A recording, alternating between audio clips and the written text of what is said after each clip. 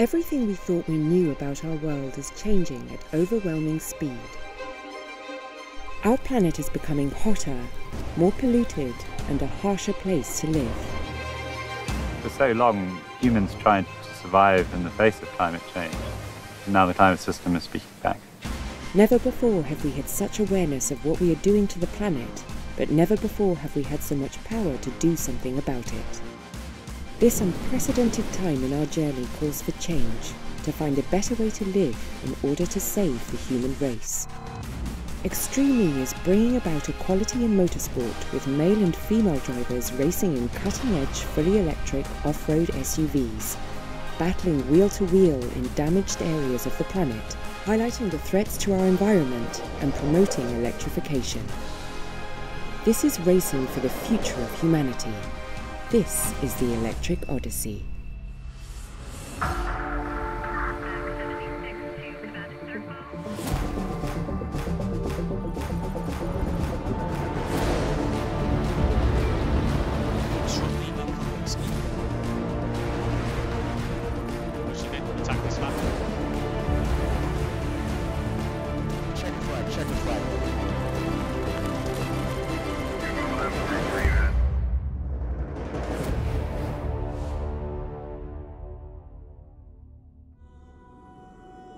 The location of the inaugural round of Extreme E takes place deep within the Arabian deserts of Saudi Arabia, in the ancient lands around the city of Al-Ula in the northwest corner of the country. This is an area that played a major role in ancient times as a stopover on the important trade routes of the incense trade. With a natural oasis or wadi within its valley, the area has welcomed visitors and weary travellers from the surrounding arid regions throughout the ages.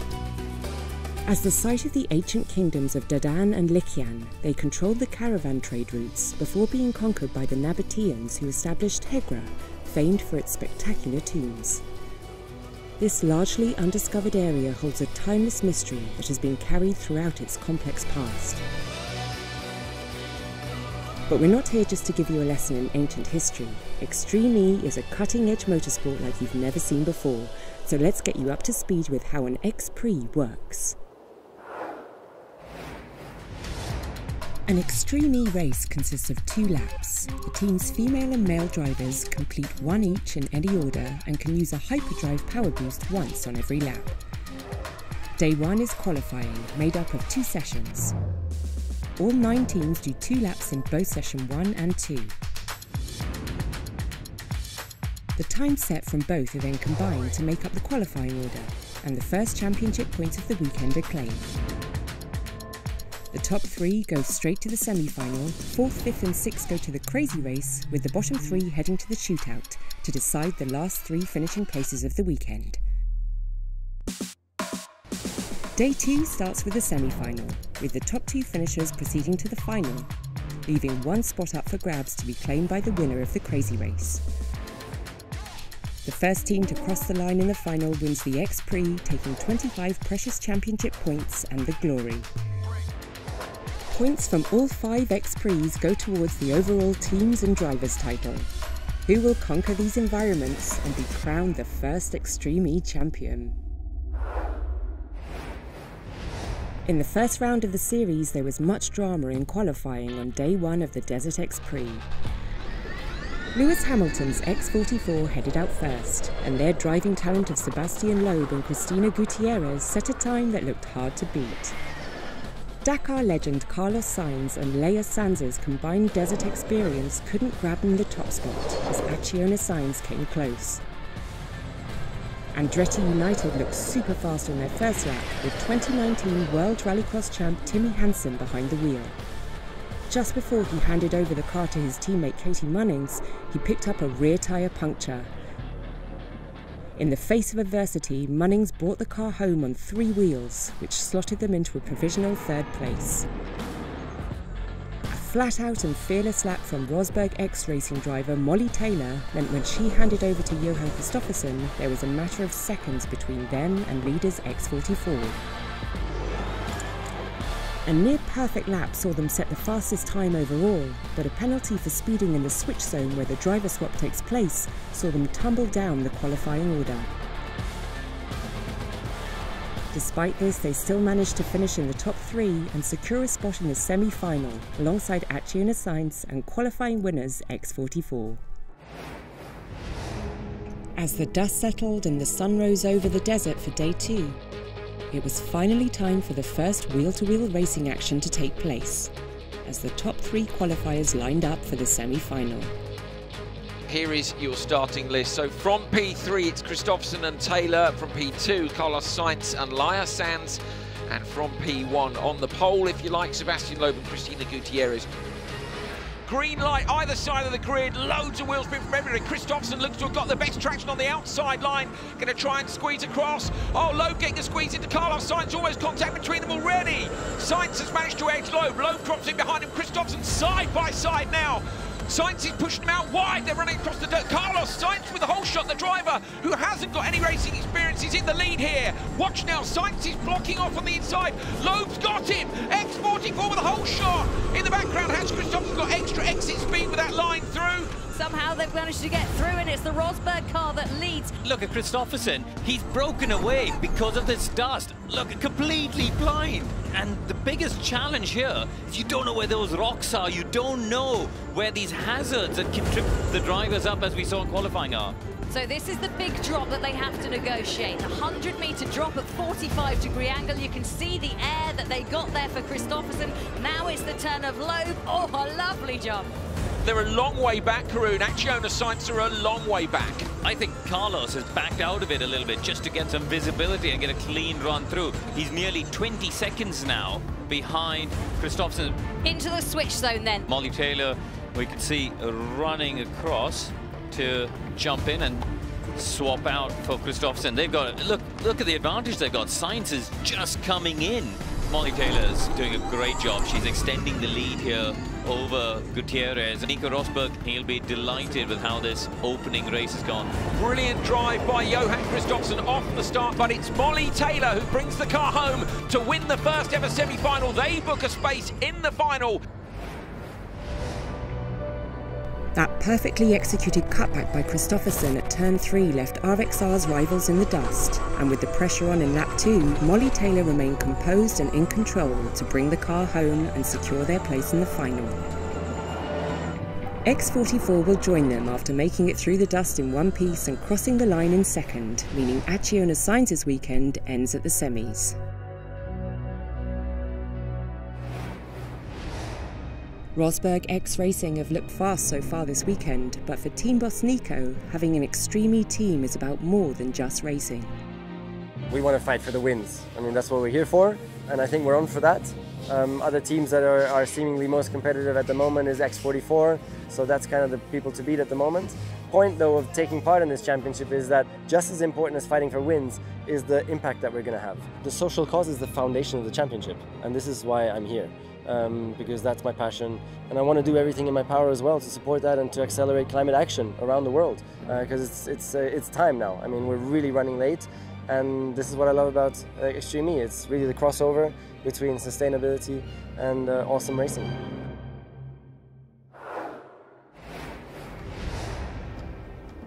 Climate change certainly is a global problem, and it's pretty clear that if we let the planet warm to 2 degrees and beyond, that the change is going to be drastic. It's not really what we want to do. It's a war on all of us, and we should be united in it. At the moment, we're not really. We're divided into camps, into nationalities, with vested interests. Sea level doesn't need a visa. Carbon dioxide crosses political borders day and night. It's a truly global problem. So the urgency really is on to stop making the problem worse. Burning of fossil fuels really cuts across so much of what we do. All our power pretty much comes from fossil fuels. That transport is responsible for about 30% of the emissions. The way that we treat forests and cut them down when they are machines really to take carbon out of the atmosphere, all of that is daft behaviour. What we need to do now is apply our minds to solutions. I think Extreme E is leading the way and showing us what we could do. One of the ways Extreme E is trying to help is by leaving a positive legacy behind in each of the locations it visits. In Saudi Arabia, one of the projects it's supporting is the planting of trees near the UNESCO World Heritage Site of Hegra as a means to help combat desertification in the region. We were happy to teach them how to take the seedlings, how to put it there. Just give them like more feeling of loving the nature, and they want to do more because they saw the result, they saw the trees.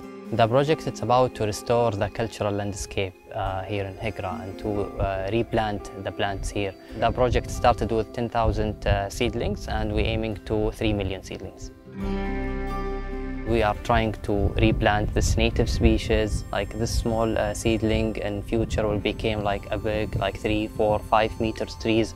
They will filtration the air, they will stop desertification. It's full circle, like you can imagine the plants like air conditioned. Then animals can come, a gazelle, and all these animals cannot be here without vegetation. These plants doesn't need a lot of water. They need a little amount of water. This comes from rain. The roots will go down and find the water and they will be totally fine, like the other trees here. I think from environment perspective, we can have bring alive here, because this is not just UNESCO site. It's like a reserve. It's like a life area.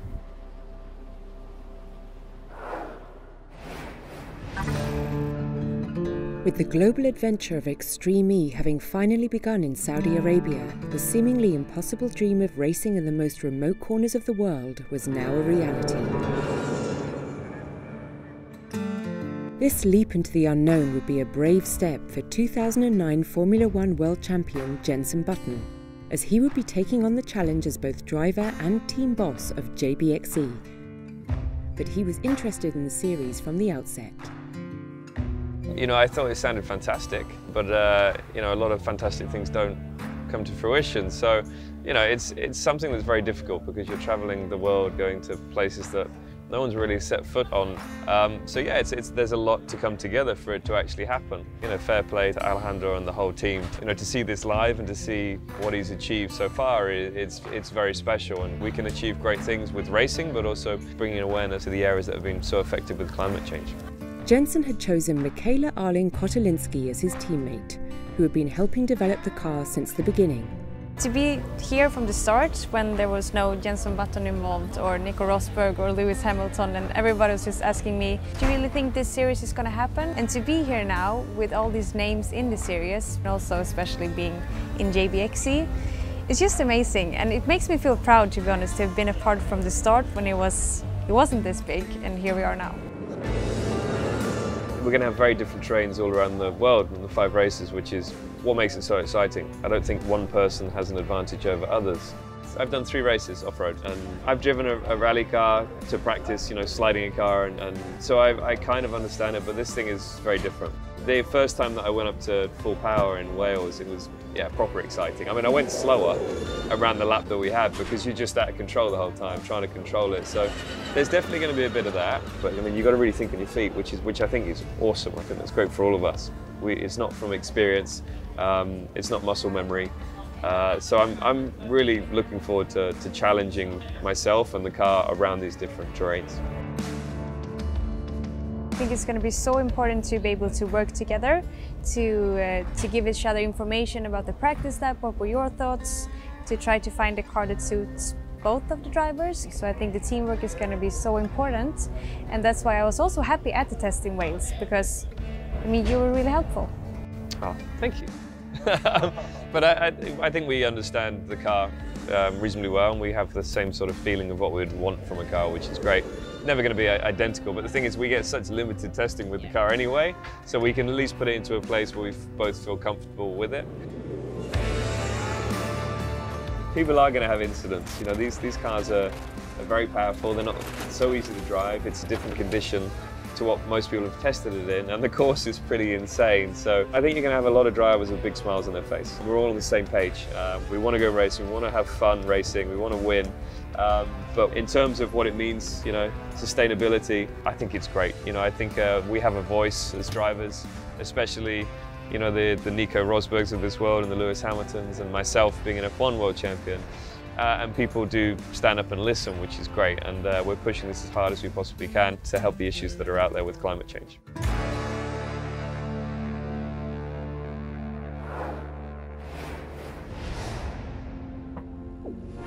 Extreme E's revolutionary electric SUV, the Odyssey 21, is designed to take on perhaps the toughest challenge in motorsport.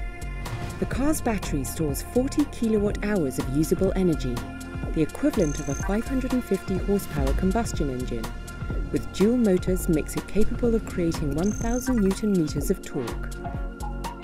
The chassis, crash structure and roll cage are manufactured using a niobium-reinforced steel alloy tubular frame. This provides the strength needed to keep drivers safe in case of an accident. This is going to be close, all to play for. Oh, sideways and a roll! Massive off! That's huge! We are super happy that Claudia is in one piece, and it also shows that the car is safe when you have an accident like that. The bodywork is made from a high-performance natural flax fibre composite, which is not only a renewable CO2 neutral material, but also lightweight and durable. Large ventilated disc brakes are responsible for slowing and stopping the car, while the huge dampers of the suspension system are designed to absorb the impacts of the varied environments it will race upon and can be adjusted to suit conditions. Every time you go out there and the ruts are getting rougher and the jumps, are getting harsher as the days go on, but the car's held up really well, so we're really happy. The all-purpose, multi-versatile tyres designed by Continental will provide unrivaled grip on ice, sand, rock and mud. They are the most durable tyres ever made in their class and will provide racing performance on challenging terrains. Tyres performed really well in this environment. I've gone over some bigger rocks than I thought was ever possible. The Odyssey 21 is built to deliver unparalleled performance as sustainably as possible in the most extreme environments.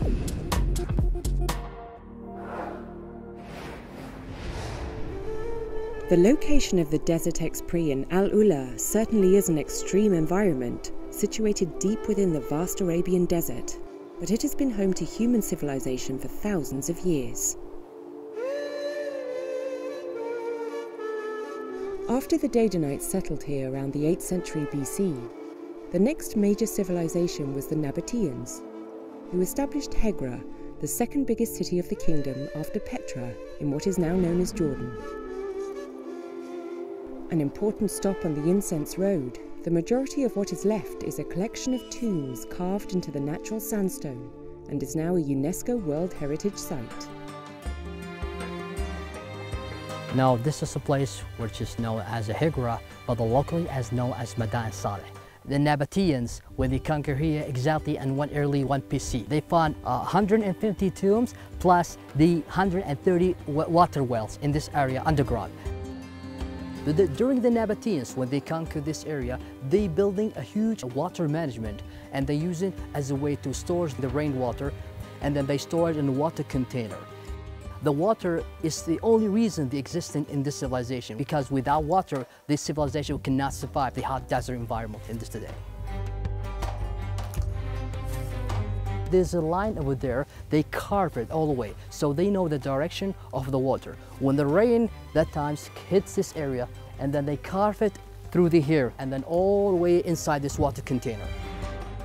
So we are right now in the biggest tomb in this area, called the Lihyan son of Kuza tomb. This is the most iconic tombs in the landscape in the Hegra. This guy, he was actually a general, Nabatean general that time, and some people say he was a king that time.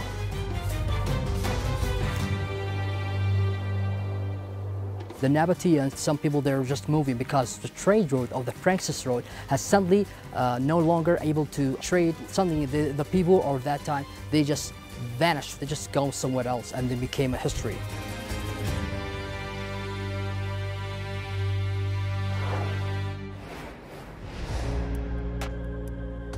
As part of Extreme E's scientific committee, Professor Carlos Duarte has been pivotal in advising on the turtle conservation legacy project that the series will leave behind in Saudi Arabia.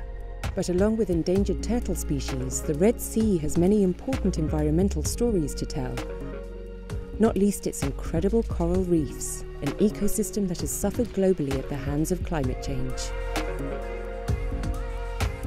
Recently, climate change has emerged as the most serious threat to coral reefs, where we are already seeing major mortality of corals around the ocean due to extreme temperatures. Professor Duarte is part of the incredible work being done by the Red Sea Research Centre, based at the King Abdullah University for Science and Technology, along with Professor Manuel Aranda, a specialist in coral genetics. The Red Sea is one of the hottest oceans on the planet, yet corals thrive here. So people might think that we could just take the corals from the Red Sea and put them elsewhere and let them grow there. The problem is they have adapted to this specific environment. If we bring them to the Great Barrier Reef, they might not like the salinity because the Red Sea is much more saline. They might not like the nutrient levels because the Red Sea is much nutrient poorer. So simply taking them from one point and putting it somewhere else works only in very, very rare cases. The problem is that in the Red Sea, they had thousands of years to adapt over time. But climate change is happening at an unprecedented rate. It's so fast that we're scared that corals might not be able to keep pace with increasing temperatures. We're trying to find out, can we identify individual colonies that are more resilient to climate change and then cross them with colonies from out there in the ocean to slowly increase resilience of the coral population. We've done experiments with a smaller number of coral species that show that it is indeed possible. We can take a colony from a very warm location that is naturally adapted to high temperature and cross it with a colony from a cold location and still produce offspring that is very, very resilient to high temperatures. This basically tells us that we can speed up the evolutionary process. The most important thing is that we need to start tackling the real problem, which is reducing carbon footprints, starting to work on technologies that might allow us to actively remove carbon CO2 from the atmosphere and basically make sure that we don't get too close to that tipping point.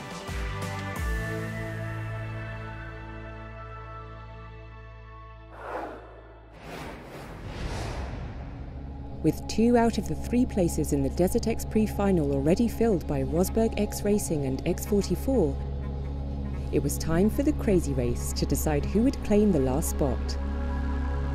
Andretti United's Timmy Hansen lined up alongside Hispano-Suiza Excite Energy driver Oliver Bennett, and 2009 F1 champion Jenson Button was on the outside grid position.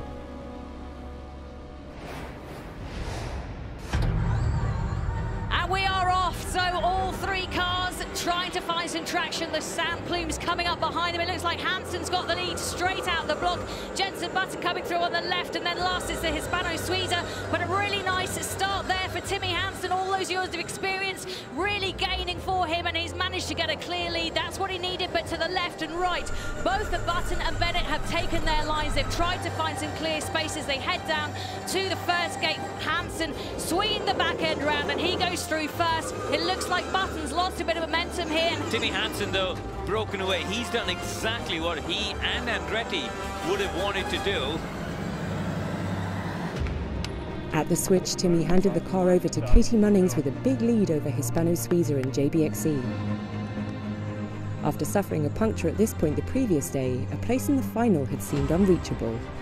If you think about yesterday, their first run yesterday, they're thinking we're not going to make the final, we're done, we've had a puncture, this is game over. They ended up making it through to the crazy race, and at the minute, they're in the box seat to make it through to the final. What a great turnaround for them.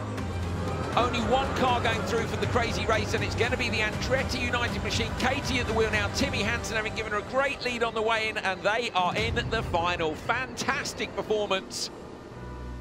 A perfect launch off the start and 2 flawless laps secured Andretti United's place in the final, with Hispano-Suiza Excite Energy coming in second and JBXE rounding out the order. Timmy really sent it off the start line, and he just did an amazing job in taking the lead there and then managing that. And obviously when he came in, I've got one job, and that's to keep it on the road. I'm really happy to be here. At the start of this week, you know, with the first qualifying we had a puncture, so now to be in the final, it just shows that anything can happen, and you have to really make sure that you're keeping track of every second for every round. With the last spot in the final secured, the lineup was ready and the stage was set. Next time on Electric Odyssey, we'll check out the jaw-dropping action of the shootout race. He's in the dust now, looking for a way through. No lifting! And of course, we will see who claimed the Desert X Prix crown. Here we go. Green light on the outside.